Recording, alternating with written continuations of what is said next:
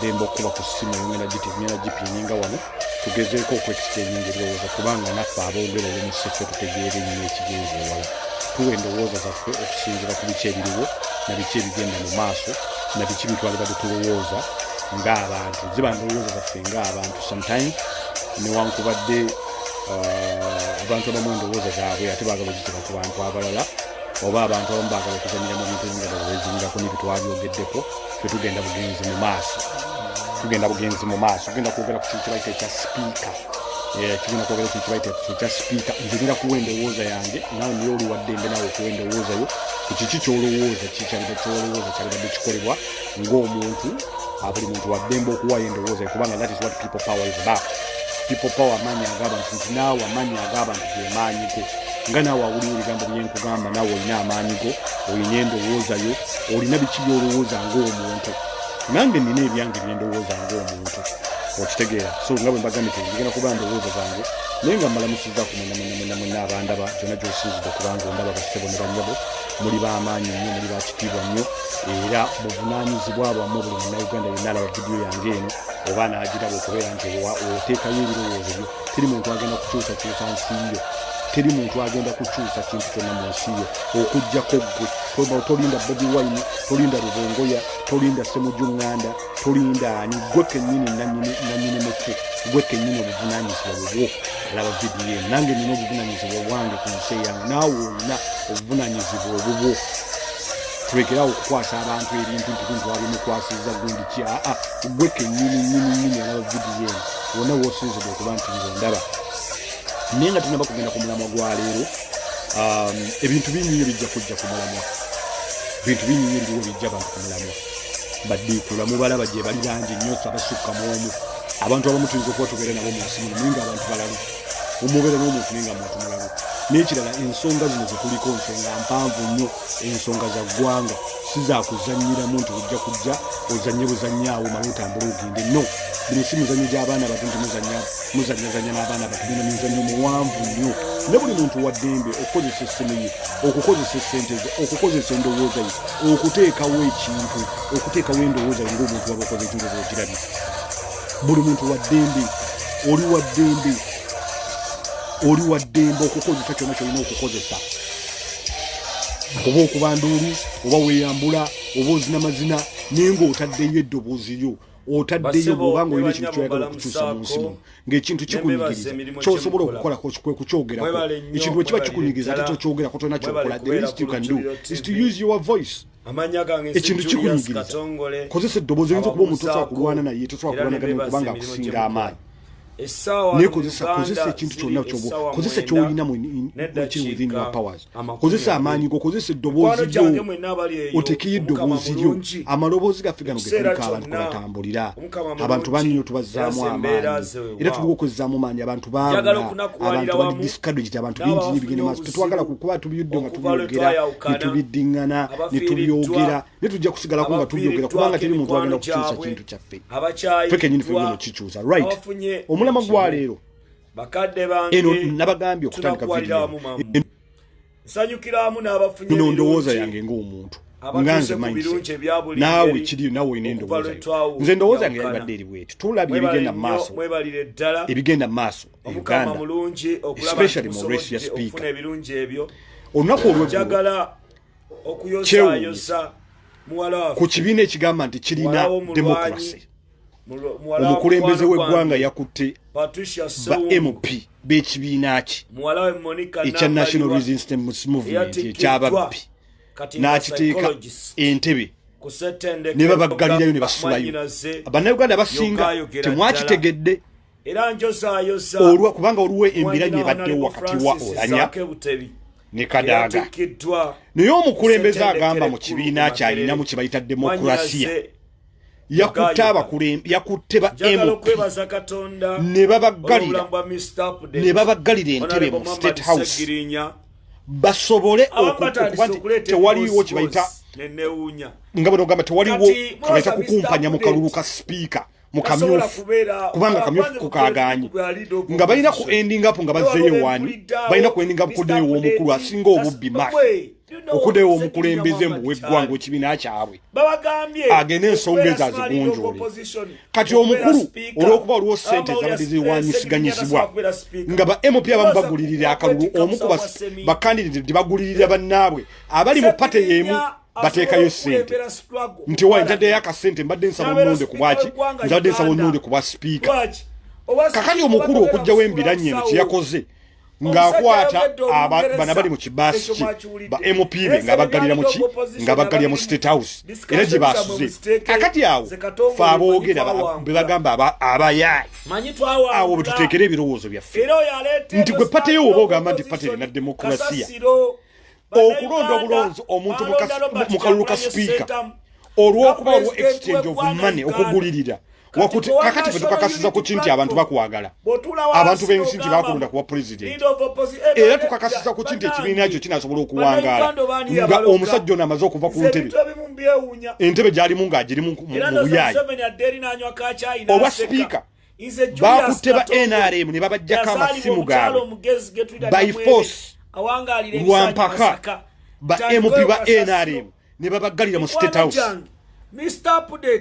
abantu abasiga temwakabuusi amawulire ago gasakulatinze nnyo nti omukulu kyakoze leero omukulu nga kityoboola pate eri organized aba interactions simanyi erina internet simanyi democracy bikoze bitya abasinga okubimanya okusingako nzibayinza okubyogera eri simanyi internal structures simanyi seeke bikoze bitya omukulu abantu baganye okukkiriziganya kubanga ekibiina kyeyawuddemu ekibiina nga kigamba nti Museveni omukazi yakuwa kye wali weetaaga kadaaga ne bakuwa singa teyali kadaaga twalibadde tetula kizibu kya Museveni kadaaga yakyogera on record fena tukimanyi yayogera on record n'agamba singa teyabadde ye omukulu w'abamafia singa kati ali wakituula naye olw'okuba ye naye kakati jjukiramu kadaaga naye abadde azze ng'akoze emikwano eri mu opposition nga yakola emikwano mbu kubanga ne kadaaga naye alina ekikye kyayagala ng'omuntu kyova olaba nti politics wa Uganda alina sympathy nitali based on principle nti abantu baba balina ekibiina kye bawagira ekibiina bwe kiba kiteeseza nti tugenda kulonda kino balonda ekyo ekibiina kiba kiteeseza nti tugenda kulonda ono balonda ono no politics wa Uganda si bwatu bwakola era abamu abasinga olw'okuba tuli wala nnyo tuli very naive about what is going on naye ku kibiina ekigamba kina internal democracy kirina ebyokulwa kiri very organized omukulembeze w'ekibiina ekyo atakyusibwangako emyaka 35 nga tavuganyizibwangako emyaka 35 yabadde alina okukwata ba mp bammwembu bemwalonda abakulembe bemwalonda ne babaggalira mu state house ne babajjako n'amasimu lwaki because badde baavoidinga exchanging of money okugulirira akalulu kakati gwe wali omuntu ali Uganda alaba vidiyo eno woyina okwebuliza waliwe wati ekibiina kino woba ogamba nti kiri organized nyo kyakuleeta demokurasiya nga bo kennyini tebasobola kukkiriziganya ku kifo ekinene mu ggwanga ekifo ekyo kinene ekya sipiika kubanga sipiika yaddirira president mu maanyi tebasobola kukkiriziganya nga buli kimu ekiri mu pate eyo kabwejumbire yalina okukimala era okwavoidinga okugulirira akalulu kubanga jjukiramu tebayinza kwekuba miggwe era mu kamyufu kaabwe era jjukiramu twabiraba mu kamyufu ka nrm twalaba nga beekuba emiggo twalaba nga obubbi bw'obululu twalaba okutta twalaba omu ku baminisita babuyita Lukuutana yajjayo emmundu n'agikookinga nga yagala kuba munisasi ne tulaba omuntu gwe baali balonze nga akubye Lukuutana ate ne bajja mu NRM bagamba ati ate Lukuutana yamukoze ki Lukuutana yamuwangudde kakati bw'okakasiza ku kigwe gwe bagamba akyalinamu kiro ekirowoozo nti Museveni akyalina kibayita popularism nti akyali popular nti era akalulu yakalidde nga okulonda obulonzi sipiika akamyufu kaabalimu kyakibadde kino okudde wakati gw'ejjumbe era omuntu yenna akolera Museveni tiokolera Museveni akwagale wallahi bano abasajja tebali kwagalako n'omulundi n'ogumu Museveni will use you. It is an open secret. It is an open secret. The man will use you, will dump you. Bye happens Kadaaga era wano wenzija nenyamba bwe tuba tulina true opposition zino ndowooza zange ng'omuntu bwe tuba tulina true opposition yekolera abantu Sebo Uganda zene yesimbawo tulina true opposition semujju wa opposition wa FDC izo kwate endosinga nayo nga party eyina principles ezaayo eyina byekiririzaamu naffe abamuko gyetwava nze naliwa jema na FDC naye nagenda okulaba nga I identify more with NUP people power Bannayuganda mulabe okay bwe tuba tufunye leero semujju nganda by principle, by track record, leader of opposition yabusobola lwaki experience agirina badde mu parliament n'obugezi mugezi semujju nganda bwe baba nga bamusimbyewo semujju nganda okubeera speaker kubanga gwe okubeera ng'oliwo opposition n'ongamba togenda kusaidinga ne Kadaga olwokuba Kadaga bagamba nti ali sympathetic eri bannaye muba mulina okututangaza mu nsonga zino tuzitegeere tuyinza okuba sina butategeera kuba toyinza kuŋŋamba nti ttiimu ziri bbiri nti okwegatta okuba ttiimu ene wankubadde ttiimu eri erina abazannyi bangi twafunye red card tulina okwegatta ne ttiimu eno tulwanyise ttiimu eri n'oŋŋamba nti ate tulina okubeera nti kapiteeni wa ttiimu eri tetulina mukuba ndobo olw'okuba bwe twagenze mu half time yatuwadde ku butunda awo mba neetaaga tuba twetaaga okubawo nnyo tooki nti ebyekisirusiru by'alina okukola tuba twetaaga okubawo nnyo tooki kubanga njagala otegere ekintu kiri kimu ekibadde kikubisa opposition mu Uganda si party ekibadde kikubisa kipakiyita unity ekyo Museveni ajja badde ajje ng'akikola tina kintu kyenjogera wano kipya wabula kyengezaako ku awakening amawakening yo subconscious mind sina kyenjogera kipya buli kyenjogera kikadde wali okibuliddeko n'ekiteekako buteesi bwongobo okuba nti tetulina numbers zimala mu parliament tekitegeeza nti ate obululu obwa tulina kubukwata tubukubire Kadaga oba tubukubire Olanya tetulina kyetufunyamu at least twonoona obutono bwe tulina ne tubuteeka ku waffe owa opposition kubanga jjukiramu ono ali leader of opposition in the parliament si leader of a party in the parliament tubyawulemu NUP fine weneberesa omuntu nemuteekawo as a leadership who are we to say no but yet again me I would suggest I would stick with semujju nganda on principle nga we twaleta Nabira netuleta Lukwago on principle ne numbers nja kustick na Lukwago because of track record sino akuba nti Nabira ali mu party yange era party jempagira no but on principle on paper by track record olaba nga Lukwago track record ye speaks volume than what than Nabira's no one could even party him. Then we're going back to the speakership on principle on track record semujju nganda no one could tulina obululu butono no one could we don't have the numbers we would rather stick to the opposition as a joint opposition we would rather stick with semujju nganda no one could we don't have the numbers we cannot make up the numbers in parliament okulwanyisa NRM omuntu okumpa argument gwokuŋŋamba nti olwokuba tulina obululu nti NRM erina obululu bungi nnyo kakati okubwonoona afazali tubuwa Kadaga ne bw'aba nabazze ku opposition but we are in the mess we are in because of Kadaga. Kadaga and Olanya belong to the same party. They affiliate to the same ideology. They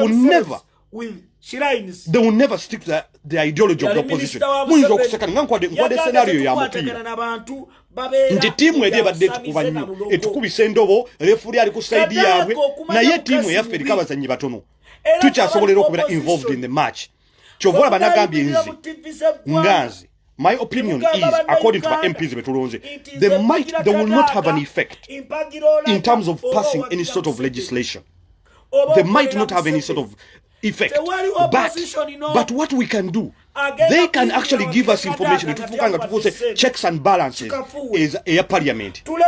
That is why even on Olanya speaking Olanya was saying people have actually lost trust in parliament because so much has been going wrong. I want to bring back credibility in the parliament, but who took the credibility away is your boss. Is your boss. Nothing is going to change because whatever Museveni wants, but what we want is a functioning house where abatono betulina balina okusigala nga tufuka checks and balances okubanga we feed the masses on exactly what is going on. On exactly what is going on. And that is why we have been being beaten as an opposition because we are disjointed. But at the end of the day, our biggest opponent, despite our party colors, is the junta. Ekyo kikkirize oba kigaanye. Ekyo kikkirize oba kigaanye. We have tulina okukiteekako obwongo nti Ssemujju is opposition. That is clear as daylight. Ssemujju is opposition. It does not matter whether he endorsed NUP or he didn't. This is not about endorsement, but this is about representation. Because you cannot tell me as NUP you're going to stick with Kadaga. Techikola makulu, it doesn't make sense. It does not make sense. Ekyosobola okukinyonyola mu omuntu ente techikola sense whatsoever. It doesn't make sense because he's identifying with the NRM ideology. And as FDC, as JEM, as UPC, we are all opposition. The reason why we have been fading, even when cheated, is because we are disjointed. The man enjoys the game simply because you will find NUP, FDC. We don't need that right now. We need to have what they call a joint opposition. It doesn't matter for as long as your opposition. Come in. Let us support you. Not looking at your color, but as opposition. But as opposition. Remember, nakugambi bino birowoozo byange. But to me, it does not make any sense. As opposition, as you being NUP or FDC supporting Kadaga or supporting Olanya, voting for Olanya, it doesn't make any sense whatsoever. I'll give you a scenario. Right now, I'm in the House of Commons. The Commons, Conservative, they have a huge majority. But it will be very rare. It is not even never heard of for Labour to vote for Conservative simply because they don't hold the numbers. That is not a reason to vote for a bill simply because they don't have the numbers. No. It doesn't hold any water. As Labour, they will vote with Conservative simply because Labour does not have the numbers. Ninga overwhelmingly, Conservative has the numbers to pass any bill. But they will bring the bill. Then as a party, that's the biggest opposition. They will have a stand.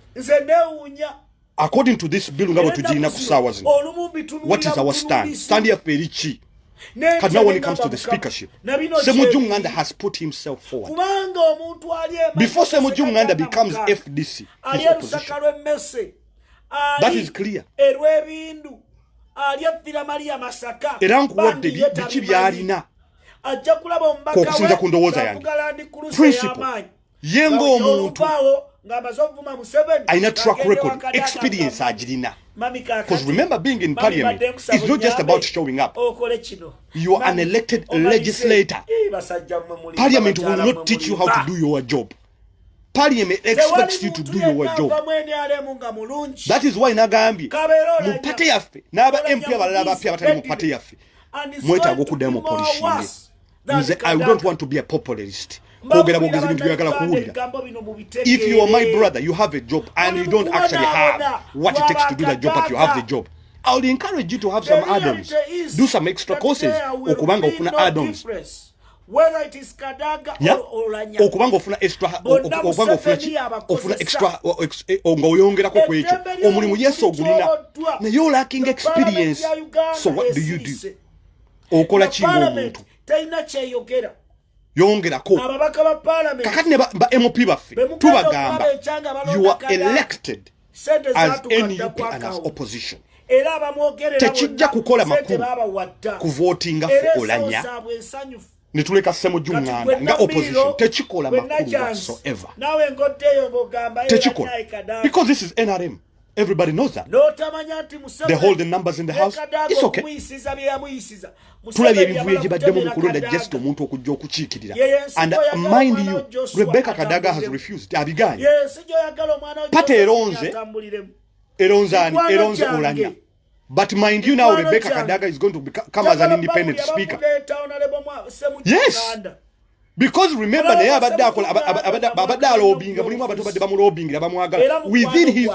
that same party that she belongs to. So she's counting on those numbers. Are counting on those numbers. And the numbers in what? In opposition. And in mind you, she can even defeat Olanya. Olanya coming with NRM. So Ajakumo defeating her. Because she's popular in that parliament. But as opposition, should we give our votes to? Kubanga either way NRM still wins. Kubanga kakazanyuka bajja okuzanya bajja kugamba okay twende osinze Olanya. Now Rebecca Kadaga avunina agamba yero esacha her only option would be coming as an independent. But coming as an independent ayinza okujja independent but NRM leaning. Musajja Muganda goloza nti ategerera ddala. Ebintu bino byetaaga okuteekako obwongo sikumalaga commenting. Uganda tulina okuyiga kibayita mature politics okutunuulira ensonga. Mulekerawo okupapira ebintu kwokuddamu. Gano mazina si mazina ga ddiikuula. Ebintu bino byetaaga okuteekako obwongo kubanga ebya parliament naye bagambye wano nti parliament tekola ku nsonga za nte yagundi yalinyidde eyagundi. Omulimu gwa MP gwa nte yagundi yali emirimu gya LC1. Omulimu gwa MP kukola mateeka kutwala birowoozo by'abantu. Tetwala birowoozo simanyi ku kyalo twabadde ku kyalo simanyi embizi za gundi zazaddemu za gundi. Nedda. Ng'oziraba nti omubuyabuya naye tasobola zikola ezikuba Kyagulanyi. You know? Tekikola makulu. Ababaka okulonda. Kubanga nkugambye Kadaga akamyufu aka NRM yagudde. Mukama we ayagala Olanya. Lwaki? NRM yakola bubi mu Busoga. NUP swept the whole of Busoga. So to Museveni, it means party ya losing chi. Kati ayina okuriwadinga for that loyalty. Olanya bayina okumuwa newankubadde mu North Ibabba. Ayina okumuwa to appease the North. Okusanyusa ab'omu North nti bayina representation. Museveni has to reward Olanya. Because oyina obuwagizi NRM pickings obuwagizi. More stronghold ya FDC. Yajja kuwagiranga ba Museveni. Simanyi oba mufumba Olanya. Wano wetugenda wabungo nnyo. Oyina okuteekawo ebirowoozo si bya popular Kadaga yajja n'ayogera singa si yali Kadaga eyo bbiri yatogikwatako tulonda abakulembeze ne batuukayo ne bakola byabwe kubanga ne mu NRM mwennyini mulimu abantu bangi nnyo abataagala Museveni. Teyetaaga wa speaker NRM erimu ebiwayinga nga bisatu. Mulimu ba Museveni loyalist, mulimu ba party loyalist, ng'oli ayagala party tayagala Museveni. Olwo n'abagamba ti as a party we are failing 35 years. No one has even ever contested okuba nti yes mba mu Museveni. As a party, if we don't have democracy, how do we begin to preach democracy? Olwo abantu balimu nga bayingira mu that party nabo baagala kufuuka bakulembeze. Museveni yasigala enguudo zisigadde nga bwe ziri. Kati wendaba omuntu yenna avaayo nabo baagala kufuuka bakulembeze ekisirubye ebitagenda wano nkugambye wano omutwe gujja kutuluma nnyo tuli mu kubamalamu maanyi gujja kuluma nnyo wetaaga okulowooza naye nga tokulowooza kwakuliwo kwa common sense kujja kuluma nnyo nkugambye NRM nga bw'ogitunula party y'ababbi buli muntu yenna akimanyi. It is a party in fading. Once that the head of the party dies, the party will die. Omukyala ali erw'ebitakuli ali esanje ajja kuyita omwana Museveni lwafa kubanga buli kimu yalina okukimanya naye baagala kusima toilet ya NRM balina okuleeta Museveni bamanye omwana mugambe pate sasobola kutegeka okulayira okwekibbi tebasobola okutegeka emizino givumbeera wabirabye. Once that man dies, everything will die with the party. Everything will die. Mpozi bagenda nga kumalalo ko kumwebuzaako. Ne tulina okudda ku kiki tubaleke kya speaker. Tekikola makulu opposition. Kuwakalulu either of the candidates okuwa Olanya oba okuwa Kadaga. Toyina kyoba okoze. At least tukwata obululu bwa 10 buno. Ne tubuwase mu jungando ba buli 10 oba tuliyo 10 ne tubuwase mu jungando. Abamu babazaalamu n'abaana. Bw'oyinza okugaana okulwana n'omuntu mu ringi nga badde boxing match olw'okuba oli akusinga amaanyi. You have to show up and fight. Either get knocked out or bite his ear. Tuvuke Michael Tyson. Mike Tyson yayingira mu ringi ebikone ne bigana ne tayinza kugamba nti ekikone nakiyiye olw'okuba ali ttiimu y'amaanyi ntutugwe football match nti refu yayimiriza omupiira agambe nti tetujja kusamba okusinziira ku ttiimu y'endaza eri ttiimu eno erimu bano Ronaldo erimu bano tetujja kusamba tetujja kusamba atambula nawa DP wano wagenda kulumya omutwe wano era y'obuntu esobola okusikirizibwa n'omwagala Museveni yesonga ate ne NUP okuganda okulonda tekikolera makulu Museveni yesonga lwaki to abstain from that vote. It doesn't make any sense. Museveni yesonga We would rather stick with Uganda kubanga yavuddeyo ate our opposition natukali Madam Speaker nambo tubayiza kulonda bagambye nti ono ye leader wa NUP in parliament tekiriyo. There's a lead of government business and there's a lead of what? There's a lead of opposition. Nkugambe botunuulira ensi zonna ezirimu. If you look at all the countries in the world, look at, for example, the House of Commons. In the House of Commons, Conservatives, they have a huge majority. Labour does not. Conservative is in government. But Labour will not vote for a Conservative bill simply because they don't have the numbers. No. They will still stick to what the party says, to what makes sense. Because it means if they vote with them, it means they're actually siding with them. So chigenda okukola amakulu. Goyinza kugamba tise mu Uganda akolera Museveni. But you don't have that evidence. You don't. The man has been opposing attention. He has been opposing everything. He's a clever politician. Uganda has stood his ground. He's a loyal person. He has been loyal to his party. That counts for something. If credibility counts for something in politics of Uganda, which I highly doubt, in the politics of Uganda, or integrity, no credibility be able politicians abasinga be Uganda. That is why most MPs that have been elected, the first thing they're thinking about is the salary. Even all about present about report about yogerako, they're always talking about that salary. Kakato omuntu akikubi agenda kuwangula milioni ya 3 ne bamubala abalamwawo yajja kufuna bilioni 3 tebanaba kwogerako kibi agenda kukola. All they're thinking about, because credibility and integrity in the politics of our country.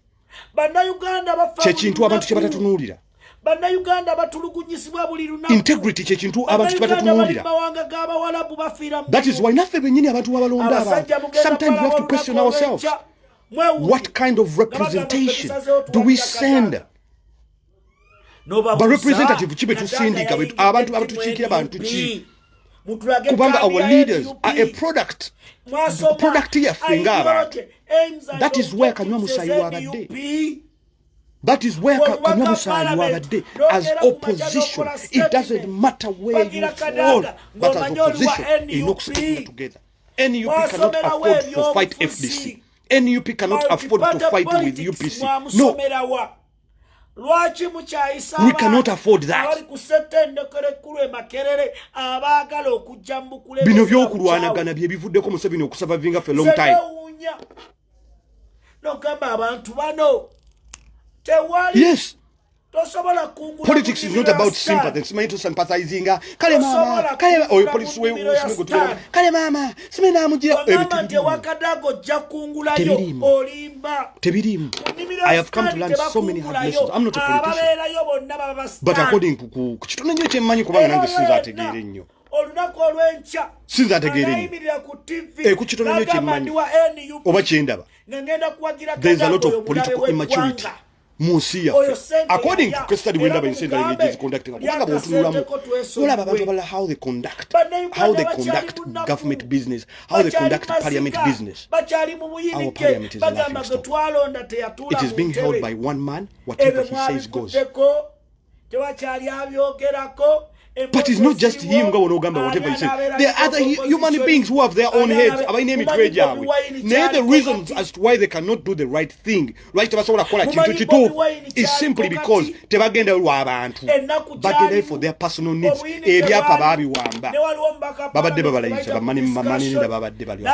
are demanding our victory. Okujako Segirinya, okujako Zaake, okujako so as opposition tekikola makulu gokubera nga oliwa FD so nongamba tugenda kulonda Kadaga. Really, I question your head. I'm thinking, do you need your thinking cap? Wetaaga okuteekako enkofera yo y'okulowooza ongamba otagenda kulonda Kadaga ng'oliwa opposition simply because she's coming as an independent speaker. It really baffles me. It baffles me okuba nti omuntu you would even think about voting for Kadaga as a speaker nga you are in opposition, and your reason for that is because if I vote for the other one, it will be wastage of a vote. Then I'm thinking to myself, do you even know where you are? As an MP, omanyi wawo oli batomanyi. Omanyi woli batomanyiwo. Ebyobufuzi byakoze ki byawe. Oba you are just misplaced. Ndoli awo wantu tomanyi woli. Ali ekyanna mukaka. Bwe mugamba ebyobufuzi byawedde ajjaga katulinde 224 FDC, NUP, we are all opposition. End of story. Oyogedde. End of. Tubazeeyo mu Nasale. Nkugambye mu nsezimu. Conservative in a huge majority. It is the party in power. In a huge majority, they can pass any bill. Naira still the table. Labour will vote with the Labour. They will not vote for the Conservatives. Same thing, Scottish National Party. Scottish National Party. Baja voting in the opposition. They will not vote with Conservatives. Never. Never. So, what is different with our politics? What is very different? Nemu cabinet edako eya Museveni toliko. You could abuse, you could say whatever you want to say. It is okay. You have a right to your ignorance. It is okay. How can you vote for Rebecca Kadaga or Olanya as opposition? Where is the sense? Opposition.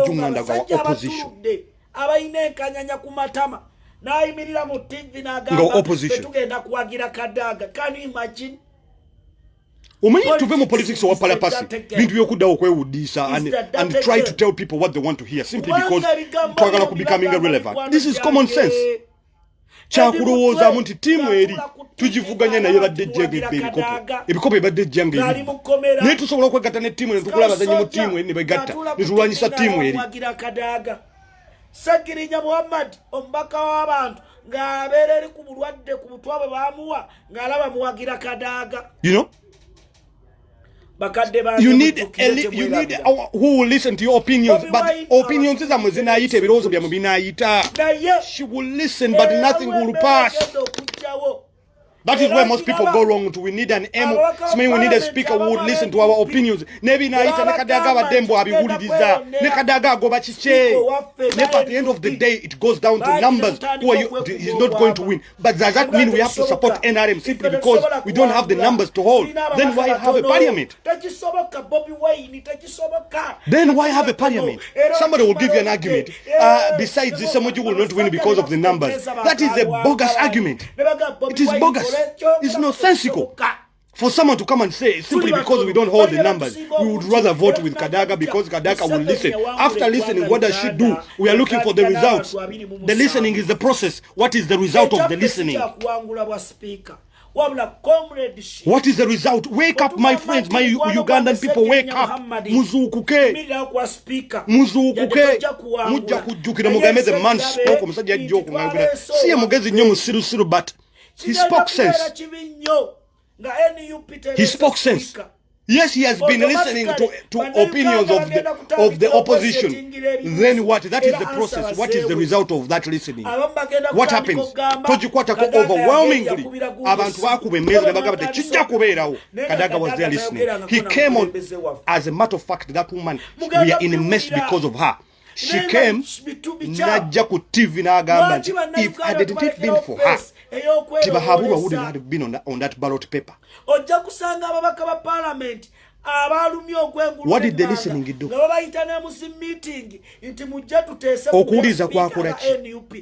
She confessed on TV. Namubuza Wanji. Yes.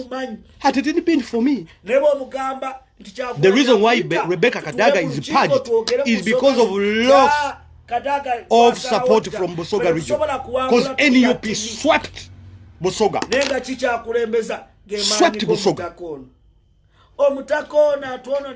So, Museveni is not a loyal person.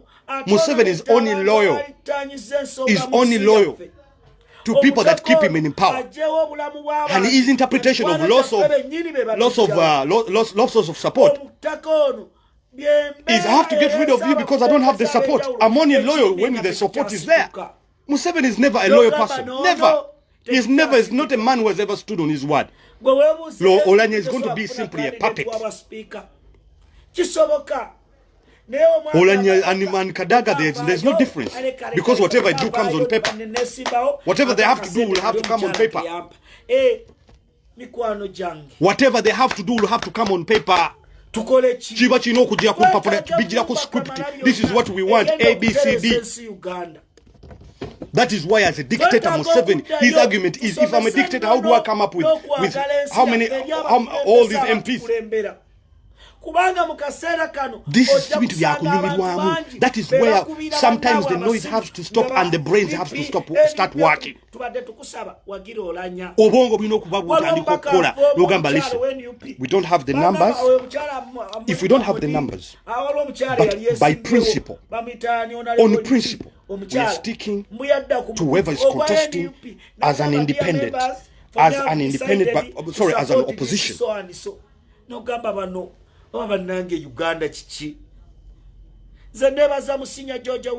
Whatever. People seem to think simply because someone is wearing a suit. Museveni has just people away who can think logically.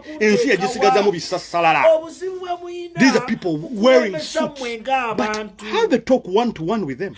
I have met some of these people in London. They came here. I asked one of the MPs, really, are these the MPs? Yes, the parliament will not teach our MPs on how to do business. Parliament business. No, it works for Museveni. We send the cabbages.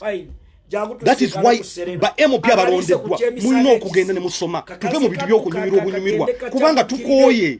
We are tired. Nebagenda bayisaba omuntu nagamati nebagamba nay oba yes omuntu votinga yes nenga chayogedde tachitegedde banji wabakyusisa totegedde banji wabakyusisa nogenda okulaba omwana wammwe abeera mu nga totegedde abeereri nogamba bano gwe twalonda. So to know about judgment in mitwe jabwe because the time for the noise the parliament wali bibi palapasi. No, the parliament will not teach any of our legislators on understanding amateka. No, the parliament doesn't have that because the parliament assumes you the electorate you have sent somebody omuntu asobola okulanya ensonga sibya palapasi kuwogana. No, bitu bikola nabagambye MOP fena tukimanyi ve ku Uganda mu MOP nemamoleta omusango gw'embizi simanyi embizi yagundi yali nyidde ipinga the MP in Uganda is also headache nebakoleta simanyi embizi yagundi yali nyidde nte yagundi simanyi embuzi zagundi bazikutenga simanyi zinjwira mu buseke ebyo tebiriyo birala nnyo awakana nti tebanna bakubira awo NRM bwefula bagezi nenga nabo sibagezi. It is a part of disarray kubanga buli kimu kabejumbira mafia yayina okukimala. Kadaga mami nange thank you mami kusangewa gosobola okugamba nti semutu nganda munyape oyagala kuleeta ani Kadaga gwe oyagala okuleeta Kadaga muki Bobi Wine alyeri achasa agamba mwansi ba people you have to put another thinking hat tunokuteka kenkofera za fizo ko osobola okugamba nti semunju nganda munyaka oyagala ku voting kadaga kati yakugamba yatebolinga bill yayongera Museveni kisaji oba otegeera bulungi oba otegeera sifumi wabulambuza bubuuza oba otegeera baludde mu buyinza babamanyi oba otegeera mwagala ojja kujjo yambadde akagato kasatu osobola okugamba mbukadaga mbuse mujumu munyampi naye nga ali mu opposition n'ogamba nti kadaga si munyampi ng'ate kadaga wa NRM yatebolinga oba otegeera bulungi nga n'olanya yaliwo naye yavoting ekintu kyekimu oba otegeera bulungi mbuuza bubuuza sivuma mbuuza bubuuza oba otegeera bulungi oba oba totegeera yes ayinza obutawangula enamba ayinza obutazifuna naye era still obululu bwaffe obwa 20 tubuwa wa opposition akakasajja by the way lwakuba Uganda is not ready for politics of abantu okudawo the nature of politics we have in Uganda kugamba politics waragi naye ensi zirimu abantu abatuula wansi ne bateeseza ebirowoozo nga competition of ideas semujunganda toyinza muleka ku mmeeza you have to bring him on the table. What happened to that saying of bring your enemies, bring your friends closer, and even bring your enemies even much closer? What happened to that saying? What happened to that saying?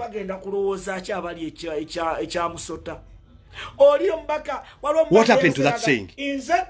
Gwokugamba nti ojja kuwagira kadaga n'ogamba tisemujunganda munyampi neno oleta kadaga yaleta bill simply because he listens to oppositions, gives them time to talk.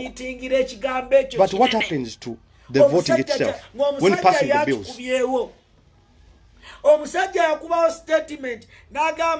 We have to put on our thinking hats.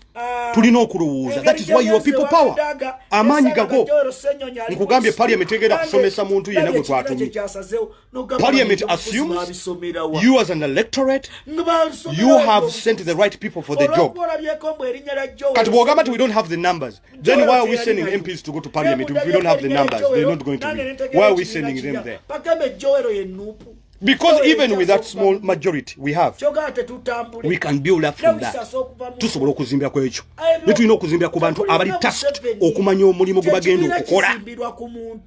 Alani Sewanyana, zo wange gyova Alani Sewanyana, yakwogera ku MP. You have to go to school, Sewanyana. You have been in parliament, you have not learned anything. Alan Sewanyana, you belong to my party. I respect you with all due respect. Alan Sewanyana, get yourself some courses. Get yourself a smartphone, a smart gadget. Kuba House of Commons. Give yourself 1 hour every day. Alan Sewanyana. And you see abantu Alan Sewanyana. You have the experience. Remember, Nekuno where Witira Kagu, Jova, Alan Sewanyana. Walinga mu KCC walinga mu KCC assembly nojja bali mukola na mbaga mu town hall nojja ne get yourself some courses you learn mufuneyo mutuule kanyo kulikira ddala akaluluke wafuna kamanyi mutuule musomeko mulabe ebintu babikola sit on that ku YouTube 1 hour abasinga mulina simanyi go TV bazita bateze mulina mu mayumba gano simanyi go TV simanyi smart TV whatever it is and mutuule ku House of Commons for 1 hour every Wednesday prime minister's questions and gambe wano omuntu abayogera bwatu lulimi kubanga era amateeka ga Uganda ne Bungereza is copy and paste. Uganda has got one of the best laws but the implementation is the problem. Amateeka Bungereza gaina Uganda gaina but it is the implementation okuga implementing no gain force the problem ne amateeka gonna Uganda gaina. But the problem is populism.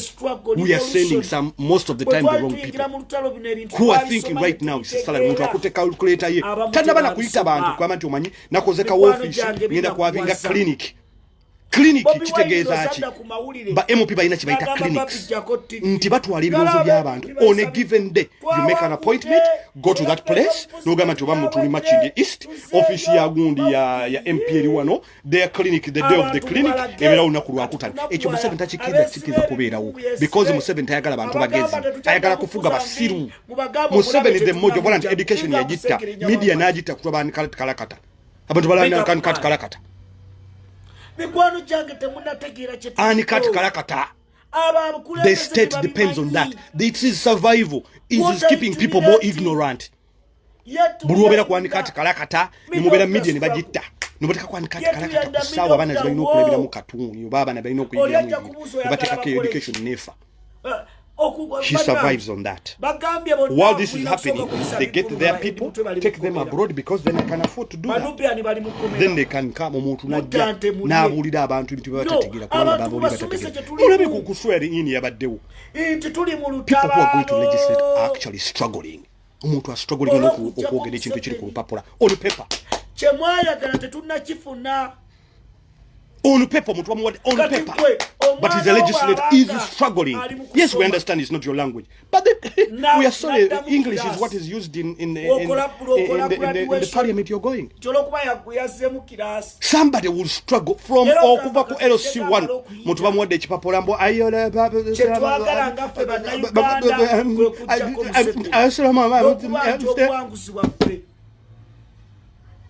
mikwano change mbagambe bigambo kanya musaina de nakubenga lutiba haburo nakubenga nga yes that is what I want to rule over an ignorant population. Bijja kujanga namwe mwenyigiddemu. I want to rule over an ignorant population. Bajja kujja okubayamba inga musituse nanyini mufu yakwate wawuye somehow we are enemies of ourselves. Otuko kufuna national ID ngabo ngama ku local council. Bobby Wine yatandika omuntu amanye embeera gy'olimu mazima ddala abantu bonna nga bamulaba n'anyigiriza abantu just okufuna ID nga representative w'abantu okufuna just national ID nga bonna ba citizen bali awo bakimanyi kyakola abantu bagana okwekolamu omulimu okulwanyisa omuntu oyo bagambe nti wano ku county yaffe ku sub county yaffe abantu twabalonda kukolerera abantu. Mikwano jange muina kuva mu nyumba zammwe gye mwebase gye muli mu kutwitingira mujja kutwitinga abantu babalonda kutegerera abantu omuntu atuko okufuna national ID ku abantu ku sub county naye omuntu wa bulijjo n'akozesa akakazi katuna akatuuzo bakasajja katune katuula okuva ku ssaawa emu nenga abantu bona bakimanyi ne bategamba omuntu otumulwanyisa ku mulimu twetaaga okuleeta abantu abakulu okuva wansi ku sub county nti enguzi tugirwanyisa okulwanyisa system okukola okuva wansi ku LC abantu bekole mu ggwanga mujje mulwanyisa abantu system ekyuke kyekyo Bobi Wine kyabadde agamba abantu weebeereremu olabye ekikyamu kyogere kubaako kyokola omuntu okusayininga MP just okusayininga passport y'omuntu oba ebipapula by'omuntu omuntu n'atambulira MP n'atuuka MP nga limuntu baswinga nagambo ngono yamulungi nga waliwo n'abantu abalala bamugamba my friend okolerera ffe balyoke basituke ng'emiyami bwe kyali okolerera ffe bannayuganda tulina okuyiga okulwanyisa dictatorship si kulwanyisa Museveni yekka wabula system yonna okuva wansi kumiruka wansi ogenza okufuna wa ID waliwo omuntu embeera agifuula nzibu mukole ku kibayita citizenship mugambe sebo nedda mukolerera ffe. You have to understand these people work for us, we don't work for them. I call it nonsense. Tuve bino bya pettiness, tuve mu pettiness mbwa ate pettiness no. Ezo ziberanga mvandirwa. Pettiness tubivemu. Ebintu ebyo pettiness Museveni survives on that. And sooner or later Museveni nature is going to kick him out. Because what we begin a mass from NRM, given what happened yesterday and other things that have been happening, NRM cannot survive beyond Museveni. It cannot survive beyond Museveni. It cannot survive. It is an ideology built on one man, what he wants, what goes. When he goes, even electing, kukwata ba MP kubasuza babasuzizza ku butebe mu State House teri muntu kuba simu teri muntu kola bank transaction yonna akalunda katabusa akaspika Rebecca Kadaga akutte wansi ne waggulu olanye naye ayagala Museveni gwayagala naye ate Rebecca Kadaga inamu muri ba lobbyist ayinamu muri abatambuze ekintu nabagamba no tubere wano leero tuvotinge tujja kufumya amawulire enca baya kanywa musaya basuza mu State House kanywa musayi yabasuziza mu State House bobanga gwe sawa zino otambula na ba Museveni nkuchaye kanywa musayi yabasuziza mu State ekyo kikulaga ki pate yebege na maso ebedda tebasobola kukiriziganya bon balina okuleta Museveni kati bana balonda speaker lojja kumula bajja kujja mu parliament naye nga talina kubeeramu just alina kujja kulaga nti nina okubeera owa support oli gwendeesi era mujjukira bali balonda assistant speaker nga n'ensedeko kwali Omusereko yali noolanya Omusereko ng'akutte wansi ne waggulu baali balina okuleeta Museveni mu parliament olanya ayitewo kubanga olanya cabbage puppet omanyi omuntu ali ku yesebo you want that Rebecca Kadali ng'alimu emputtu kalijjukira n'obuwanguzi bwa NRM mu busoga bwagi twakuba NRM mu busoga NRM n'ekitegeera NRM was very strong in busoga ne FDC ne twasweepinga busoga twakimanya amazima bagamanyi abatandika people power bo badde tokimanyi bwe tuba twasobola okutandika ne tulumba sibatozi ne tugenda Arua Bujiri tukola buli kimu naye nga tuleme okwerinda tuleme okwewuddisa abamu bambi bakajja tuleme okwewuddisa amazima bagamanyi wetegerere gwe ng'omuntu zenatambula na twakera ku macha ne president Kyagulanyi ne tulumba wetegerere gwe ng'omuntu webereremu OTTI n'okugenda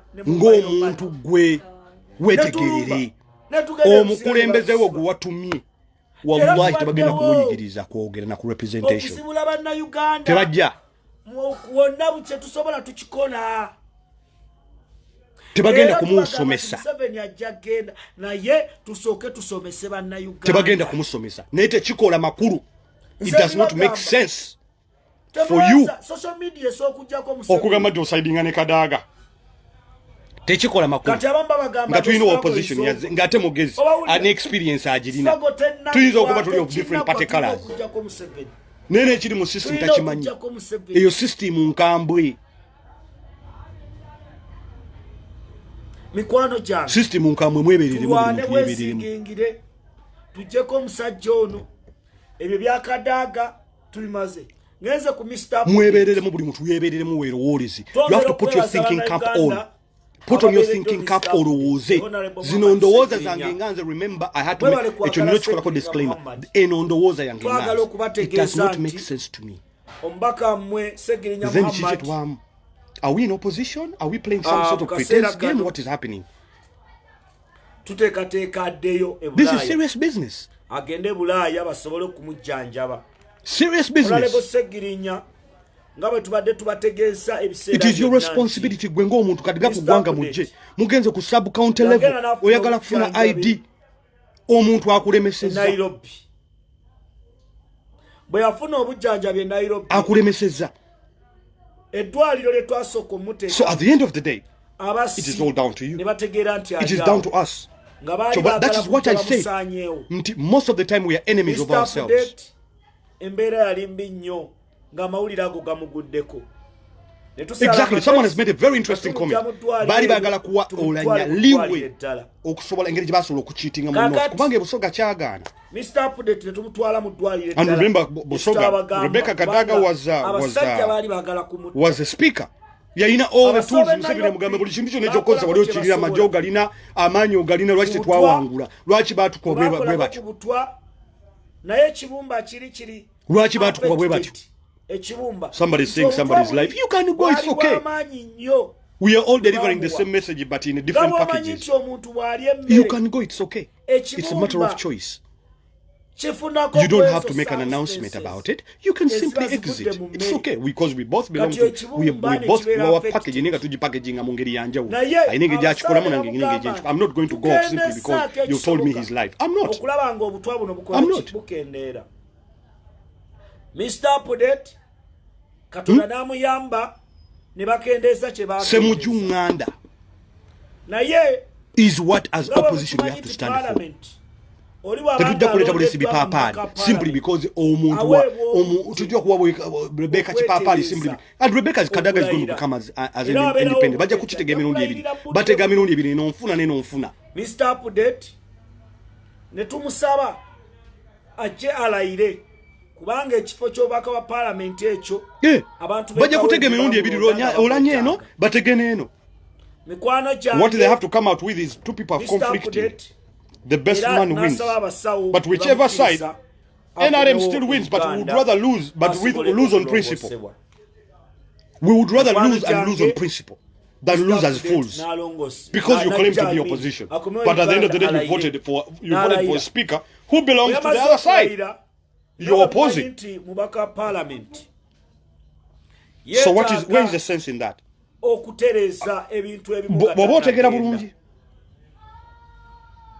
Okutereza bintu nga ki ekisookera ddala yadde mulwadde alina okusooka amanye bannakawempe ngenda we are enemies of ourselves etubera ngo kijjukire ngenda okujjanjabibwa mu America kiro kiri kitya. Someone is telling me Rebecca Kadaga is the best because of n'ebirala. Make me understand. As a matter of fact, I would love to hear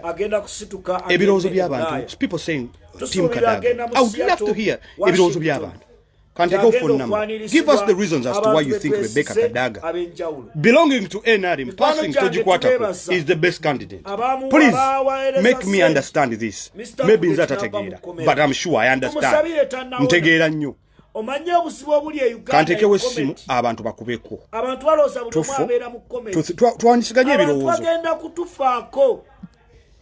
Bagende nga tulooza 24251. That's a WhatsApp number to call. Sekirinya mulwadde mumulaba. Fesi ya mugirabe tabanguse. Njagala tufune ku ndowooza z'abantu. Gwagamba Rebecca Kadaga is the right candidate. Please call. The WhatsApp number is there. Give us your thoughts. Make us understand why is Rebecca Kadaga should NUP vote Rebecca Kadaga, having tabled the Tojikwata, having seconded, having supported that bill. That is where we in the mess that we are in.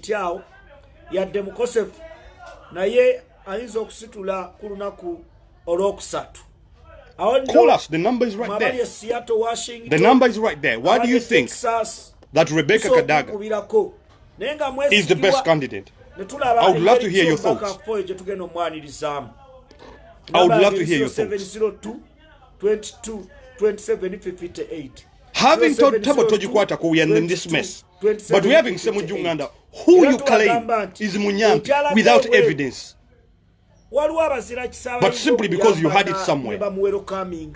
And that is evidence. So you call us, the numbers right there, and back up your argument. Let us hear the thoughts of some people. What do they think?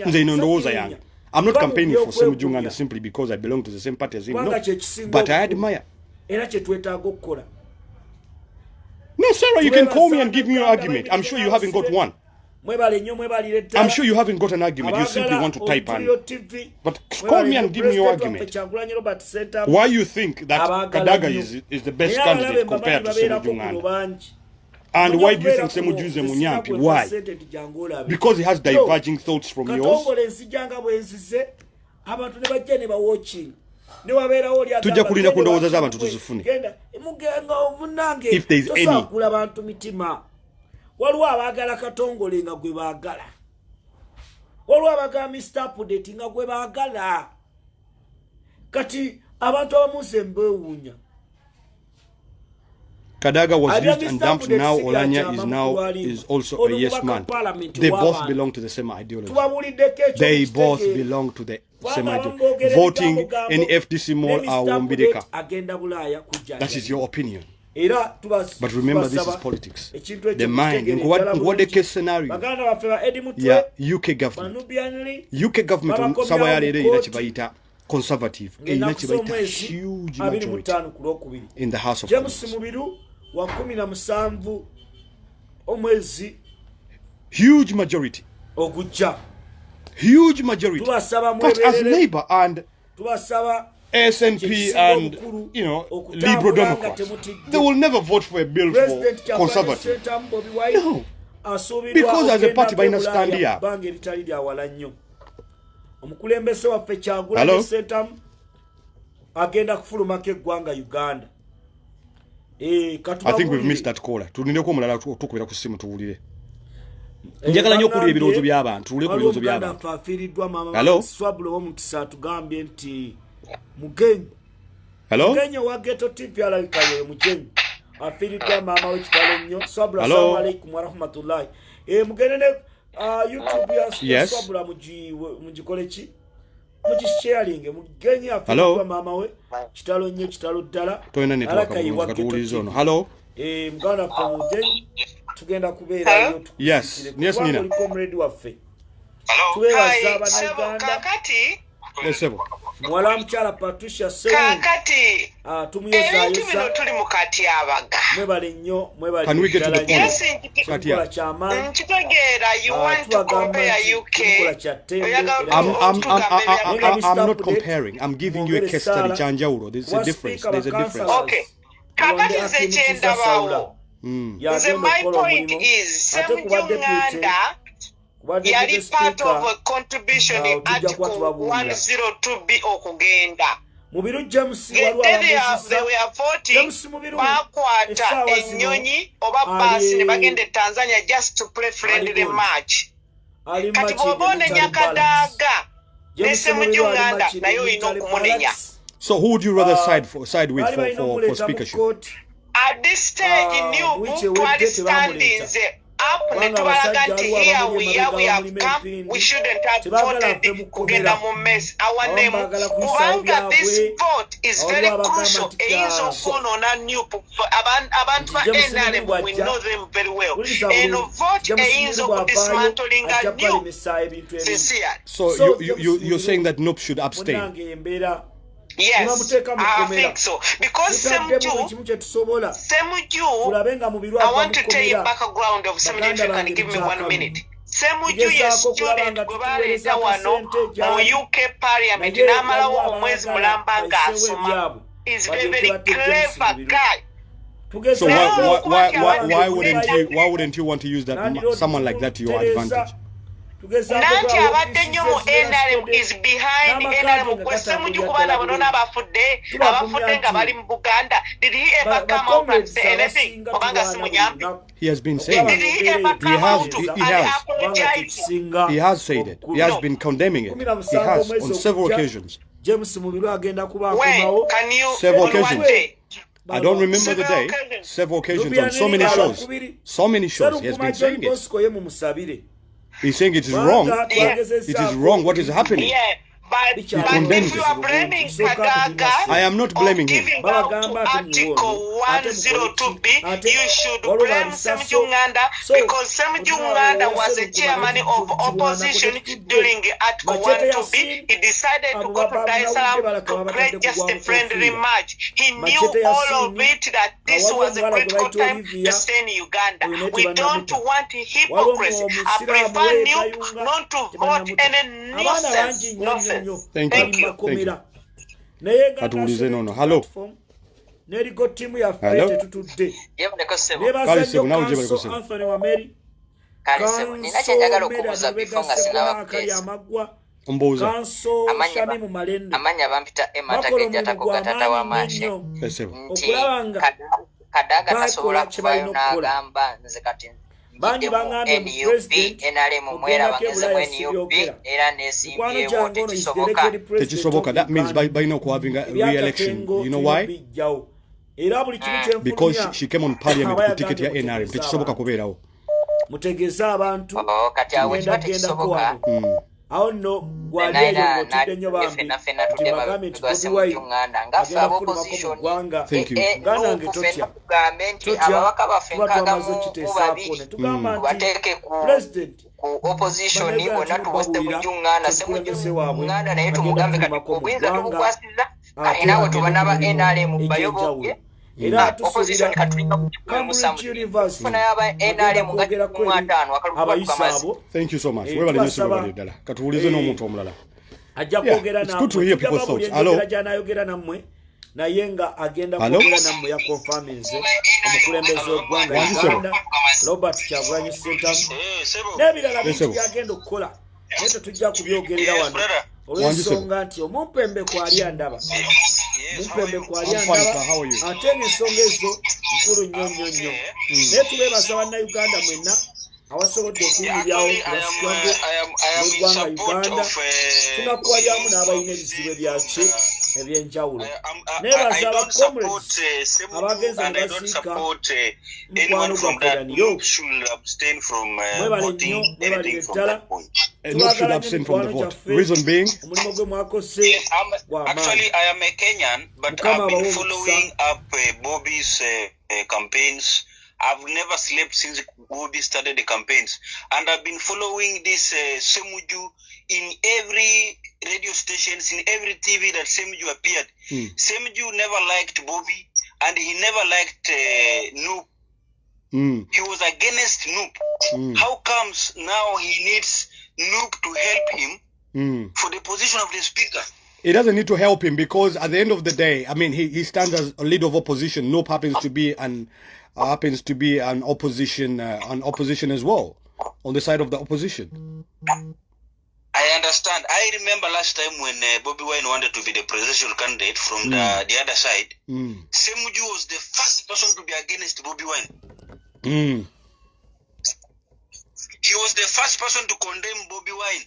When Bobi Wine was campaigning, these people they never spoken. They were against Bobi Wine. Bobby should follow the procedures, and they were campaigning. And the second thing I would have to say is that if I told that the new people should be part of the election to elect a person from the other side, and that lady has just spoken the truth. I remember I've been following the Ugandan politics. Semuju was one of the people who went to Tanzania. And the moment they went to Tanzania, they came back and voted for the extension. Some people from the opposition, they were manipulated by the same Semuju. But Semuju didn't vote for extension. Yeah, he never voted. But if you follow up, it is politics. He never voted. Semuju can be used. Semuju can be used by the government. And tomorrow, Semuju, he don't have stand. Semuju, he don't have stand. Semuju is someone that currently he will talk to you differently. By tomorrow, he's talking another thing. Okay, thank you for that point. Let's give someone else a chance as well. Thank you. Hello? Hello? Yes. Kali nyabo nawe bali kutukubira. Nze Ntesa. Ngamba ebyo bya speakership simanyi bya speaker. Nze sazewo Ntesa at least Nopu tebalina okusalawo nti balondese mujjo oba Kadaga. Buli omu yesaliddewo nga member of parliament ate n'ekirala. Semuju from day one tebagalako Nopu ate jjukira ne FDC bennyini ba member of parliament ba FDC bagaba from day one they will not work with Nopu in the parliament. But how comes right now bagala kutubalu? Kati ngafa Nopu ba MP bafa Nopu kyebandikoze buli omu alonde gwawulira tikwayagala tetubasalirawo tironda ono balondo ono nedda. So where is the sense? Where is the sense in that? Are we fighting as an opposition? Not fighting as a party. Are we working as an opposition or we are working as Linda kwa tononyo mkwano. Where is Mukwano? Hang on. Ekyo nakitegedde. My question is to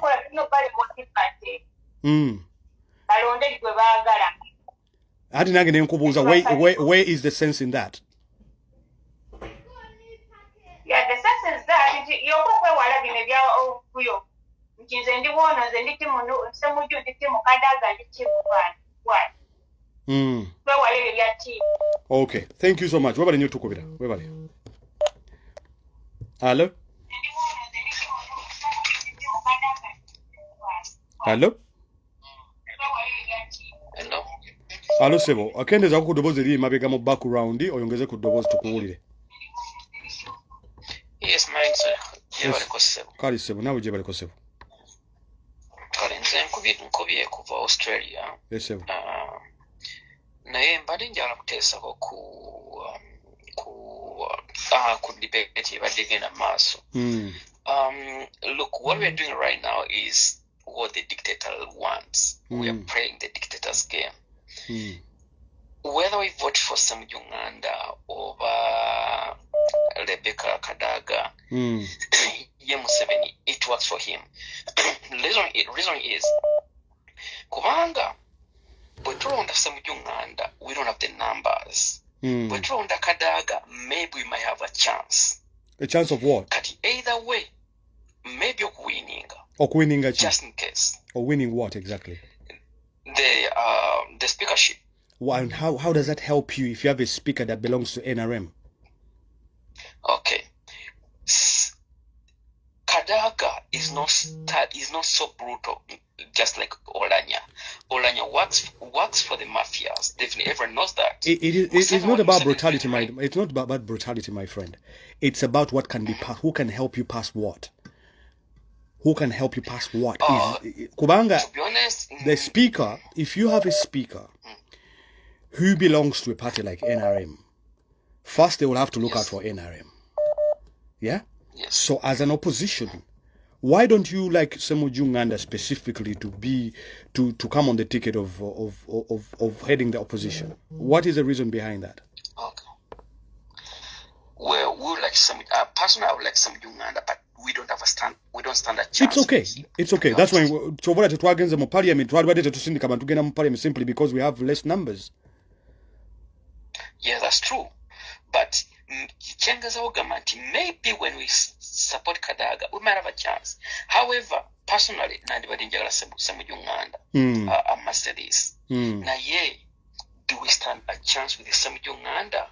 And this is all what I think FDC because if you are opposition, why FDC has been fighting no from day one? But right now it's not the time to fight. It's about to be united, and this is something which is uniting all of us. Yeah, but are they willing to? They want now. When they want us tonight.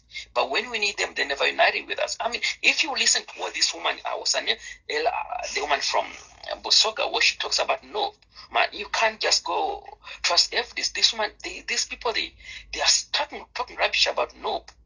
I don't know this woman who contested with the Kadaga. What's her name? Salama Musumba. Salama Musumba. But Salama Musumba is not contesting. It is Ssemujju Nganda contesting as leader of opposition. Yes, but that's true. That's true. Like I said, Ssemujju Nganda is a very brilliant man. Everyone likes him, but do we stand a chance with him? No. So who would you rather vote for? I would say maybe let's vote for Kadaga. However, we don't have. There is still no chance. So what? Ssemujju Nganda will be the idea. So you would rather vote for Kadaga, not for Ssemujju?